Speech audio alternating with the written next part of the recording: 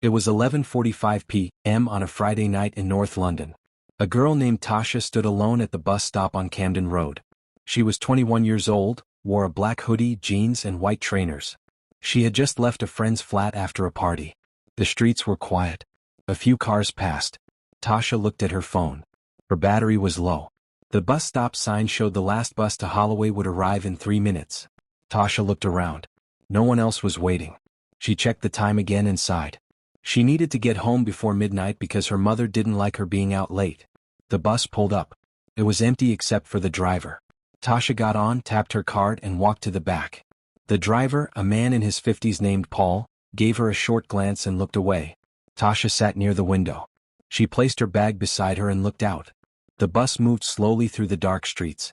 Tasha didn't notice that Paul kept checking her in the mirror. At 12:03 a.m., the bus passed through Kentish Town. Tasha checked her phone again. It was at 3%. She leaned her head against the glass and closed her eyes for a moment. When the bus reached Holloway, Paul drove past her stop. Tasha quickly got up and pressed the bell. The bus did not stop. She walked to the front and asked him why he didn't stop. Paul didn't answer. He stared ahead and kept driving. Tasha looked confused and scared. She shouted at him to stop the bus. He stayed silent. She reached for her phone but it had died. The bus drove into a quiet area near an old construction site. Paul stopped the bus and turned off the engine. Tasha backed away but the back door did not open. She started banging on the windows. That was the last time anyone saw Tasha. The next morning, Tasha's mother, Ruth, noticed that Tasha had not come home. She waited until 9 a.m. before calling her daughter's phone. It went straight to voicemail. Ruth called Tasha's friend, Kemi, who had hosted the party. Kemi said Tasha left around 11:30 p.m. to catch the last bus to Holloway. She said Tasha looked fine and didn't seem drunk or upset. Ruth became worried. Tasha never stayed out without telling her. She went to the local police station in Holloway at 11 a.m. and reported Tasha missing. The officer on duty took Ruth's statement. He asked about Tasha's age, appearance, last known location and what she was wearing. Ruth gave him all the details she could remember. The officer entered the report into the system. He told Ruth they would begin by checking hospital admissions and the CCTV from the bus route. He said they would contact her if they found anything. That same afternoon, the police requested video footage from the transport company that operated the 279-night bus route from Camden to Holloway. The footage for the night before was already backed up. A transport officer checked the footage. Tasha was seen boarding the bus at 11:48 p.m. There were no other passengers.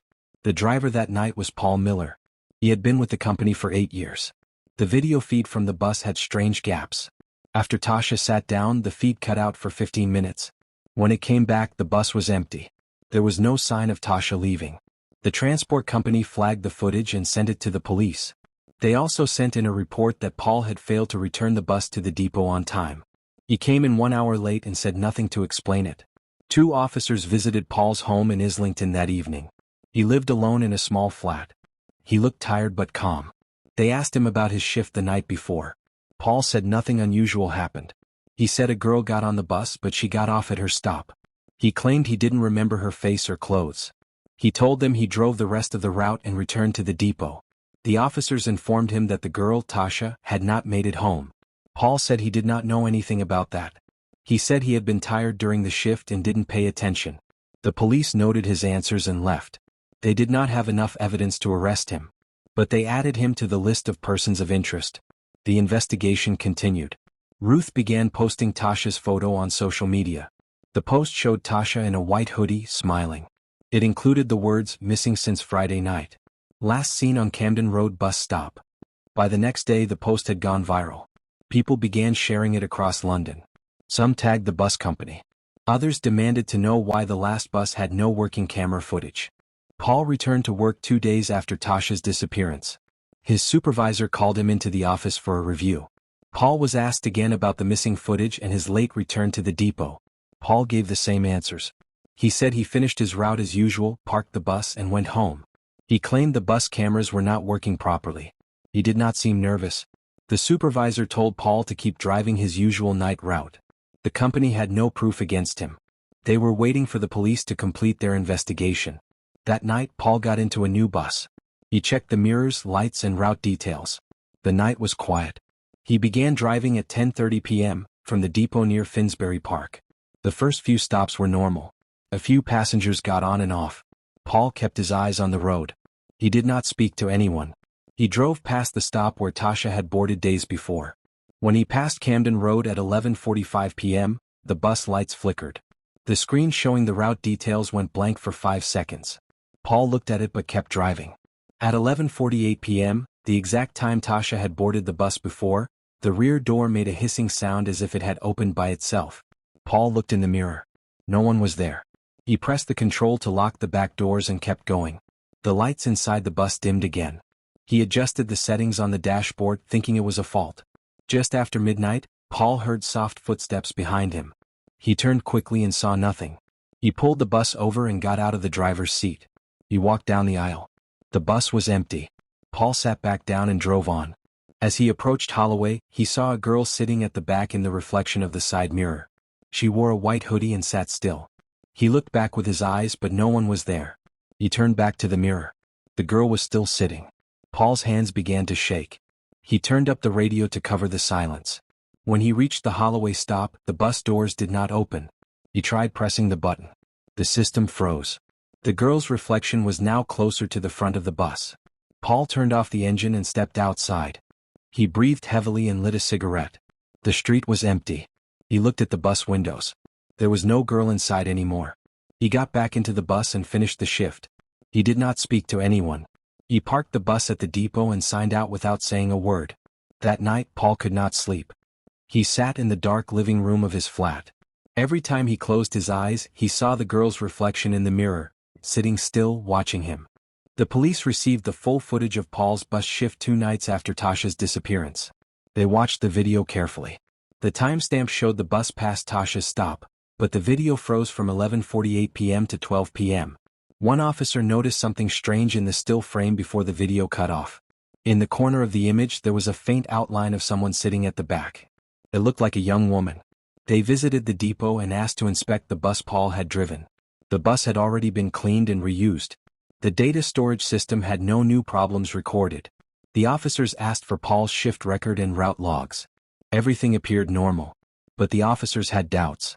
They requested a deeper digital scan of the original bus footage to try and recover the missing frames. Meanwhile, Ruth, Tasha's mother, went to the local newspapers. A reporter from North London Weekly agreed to meet her. Ruth told him everything she knew, including what the police had shared. The reporter published a story titled, "Vanished on the Last Bus." It included CCTV stills and a photo of Tasha. The article asked why the bus company had allowed a route with faulty cameras. The story spread across social media again. Many people commented that they no longer felt safe taking night buses. Others demanded that the police investigate the driver more seriously.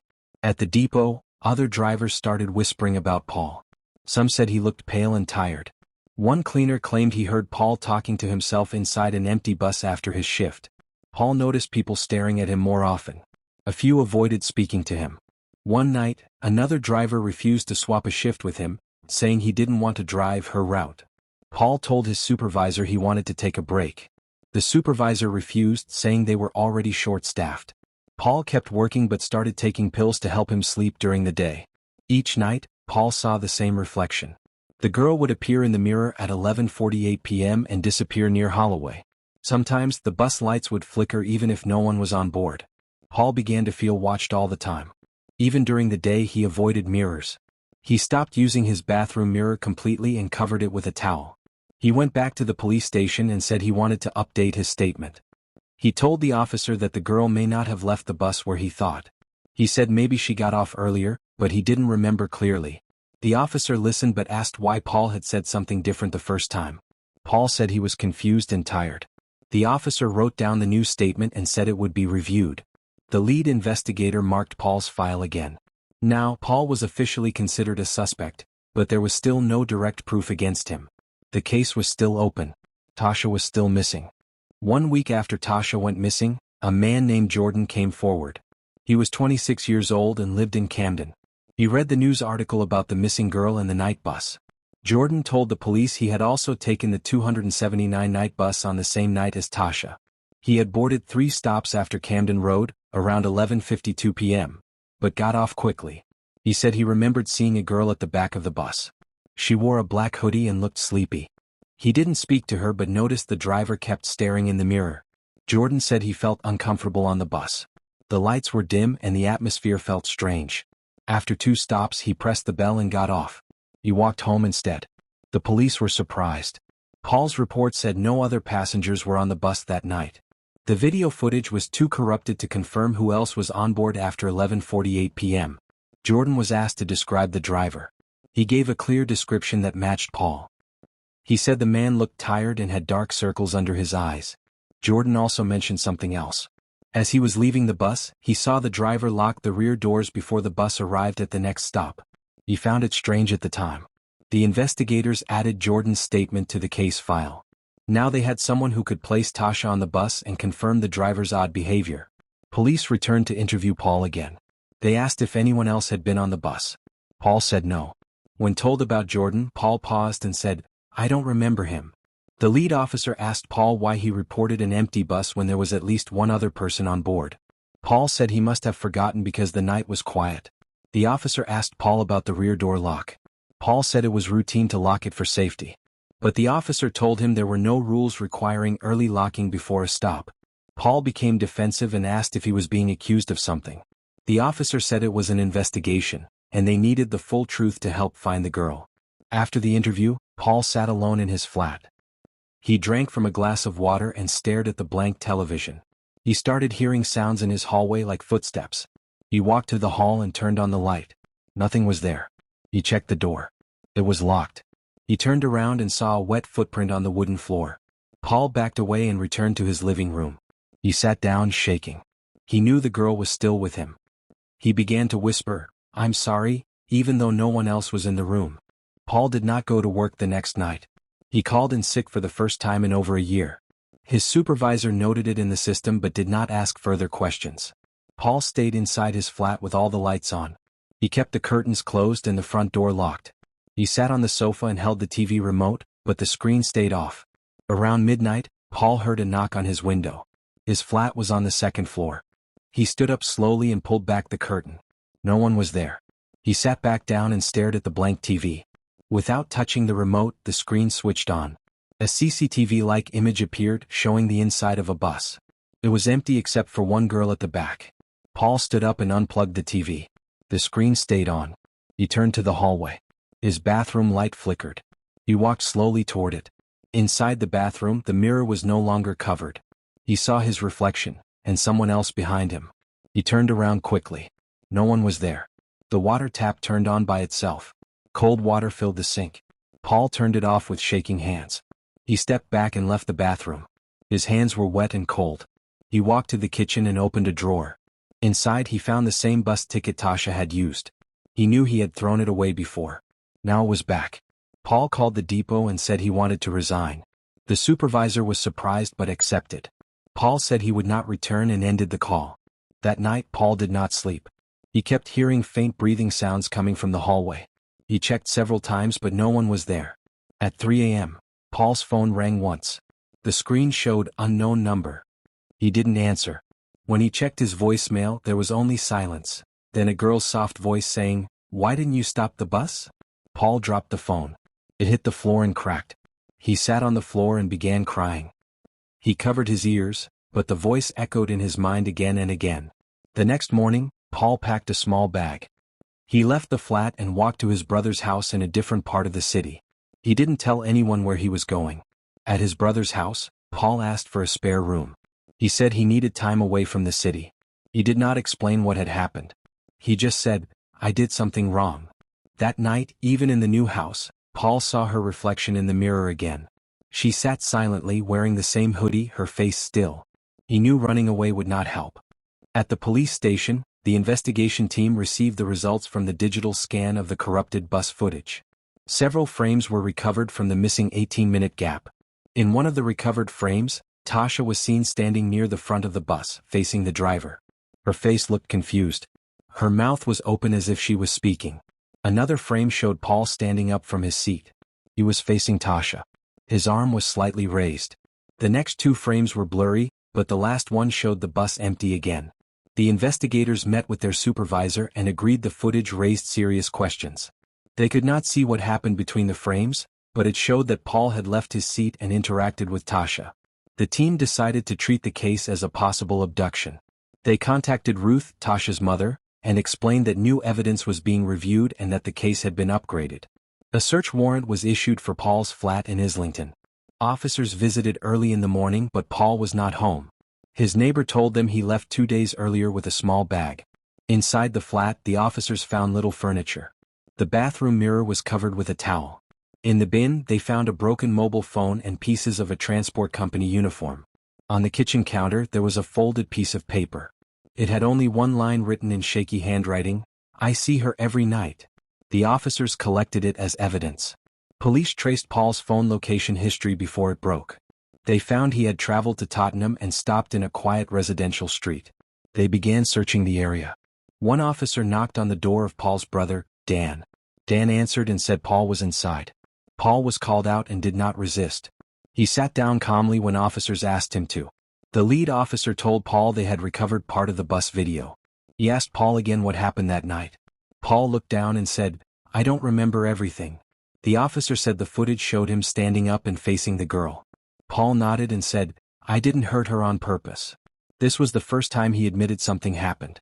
Paul was taken to the station for questioning. During the interview, he said Tasha got upset when he drove past her stop. She walked to the front. They argued. He said she slipped and hit her head. He said he panicked and drove toward an old construction site. He claimed he didn't mean to hide her, but he couldn't think clearly. He left her there and returned to complete his shift. The police wrote everything down. A search team was sent to the construction site Paul mentioned. It had been closed for months and was fenced off. The team brought shovels and scanners. Early the next morning, the police search team arrived at the old construction site. The site was full of rubble, dirt, and broken concrete. It had been abandoned for several months. The officers split into groups. They used metal detectors and small machines to scan the ground. The weather was cold and damp, and the sun had not yet risen. After several hours of searching, one officer noticed a fresh patch of disturbed soil near a pile of bricks. The dirt looked softer than the rest of the ground. The team carefully began digging in that area. After about 20 minutes, they found a small wooden box buried under the soil. It was locked and had no writing on it. The officers brought the box to the police van. They opened it and found several items inside: a scarf, a cell phone, and a small blood-stained cloth. The cell phone was switched off and dirty, but it still had a case with Tasha's initials carved into the back. The scarf was black and matched the description of what Tasha wore the night she disappeared. The blood-stained cloth was sent to the lab for testing. The officers took pictures of the site and sealed the area for further investigation. The police informed Ruth immediately. She was told they found items that likely belonged to her daughter. Ruth broke down in tears but felt hopeful the search was moving forward. Detectives kept searching the site for more clues. They found footprints in the mud, some of which matched the size of Paul's shoes. There were also drag marks near the box. Forensic teams collected all evidence carefully. They planned to analyze the footprints and compare them with Paul's shoe size. The blood on the cloth was confirmed as human by preliminary tests. Police prepared a statement for the media. They said they had recovered items connected to the missing girl and that the investigation was active. They asked the public for any further information. Rumors spread quickly on social media. Some people were angry at Paul. Others expressed fear about riding late buses at night. The bus company released a statement saying they were cooperating fully. Paul was still in custody for questioning. He appeared tired and pale when officers visited him. He did not speak much and avoided eye contact.